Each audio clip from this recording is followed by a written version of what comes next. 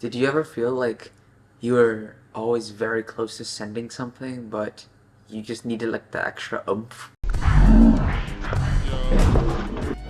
MF Doom. Fantastic. What up, Come on. nigga? Ain't nothing. What's the word? Spot! Okay, just a bit of editing. Um, Obviously, I'm not saying that pros should do what I do, but it's a feeling that a lot of us could relate to, and it's something that maybe if you think is necessary could also benefit you. All I'm saying, just a precursor. If it's a little short-term finger strength that you need, then this is the video for you. However, this is only in the short term. This is not long-term finger strength. I'm an undergrad in kinesiology and I'm going to finish a year early in uni, and I would like to start getting my PhD not soon after. This is a trick that I found and it's been successful with me and a lot of my friends. So it's something that you could maybe apply to your own thing.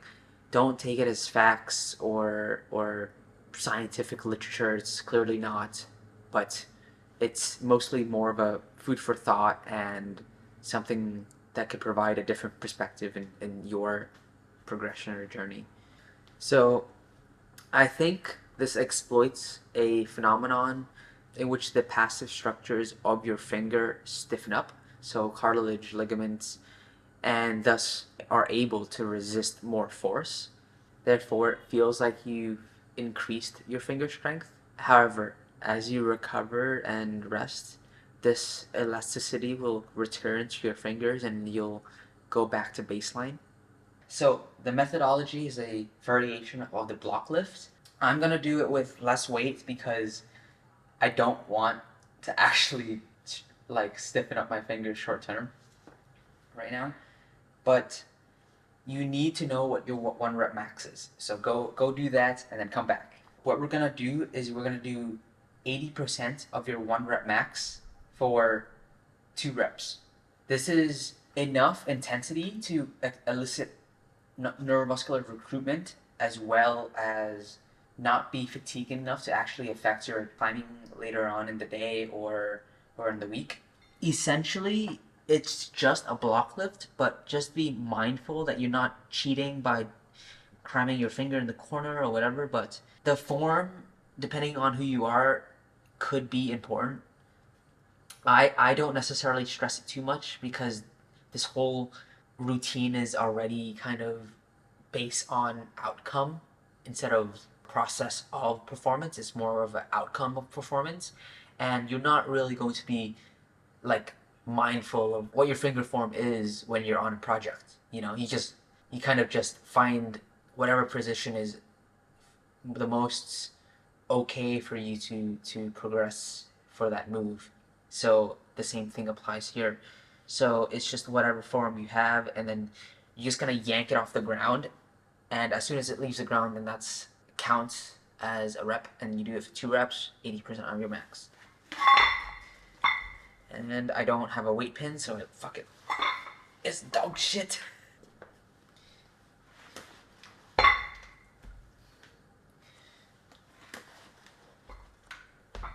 During the time that I did do this, I did conduct a series of experiments periodically throughout the time, and I've managed to get results anywhere from 5 to 20% increase in my finger strength, in my block lifts, and it does translate very, very well onto specific styles of climbs, very finger intensive, very board like climbs.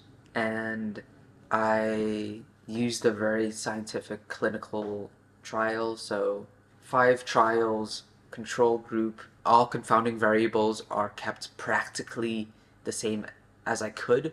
So eating the same thing, sleeping the same amount of time, drinking the same amount of water, anything that I could control, I did, and I tried my hardest to, and the results varied anywhere from 5 to 10% increase. Obviously, this is a sample size of 1. My friends have had a lot of success with it, but this is purely something that you can take to provide another perspective for yourself. It's very, very short term. This is not actually meaningfully going to produce a tangible force output in your finger strength, but this will have the effect of increasing your finger strength in the short term, and there's gonna be some risks with it that I'll talk later about. This is just a disclaimer. This is, like I said throughout the video, a very short term finger strength, but it's also very, very addicting.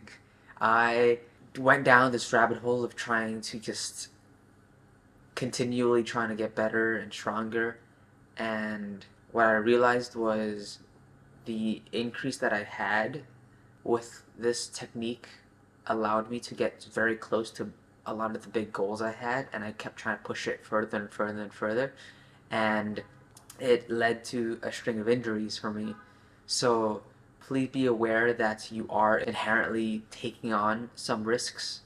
Take it with a grain of salt and use it in the perspective and the wider context of your climbing.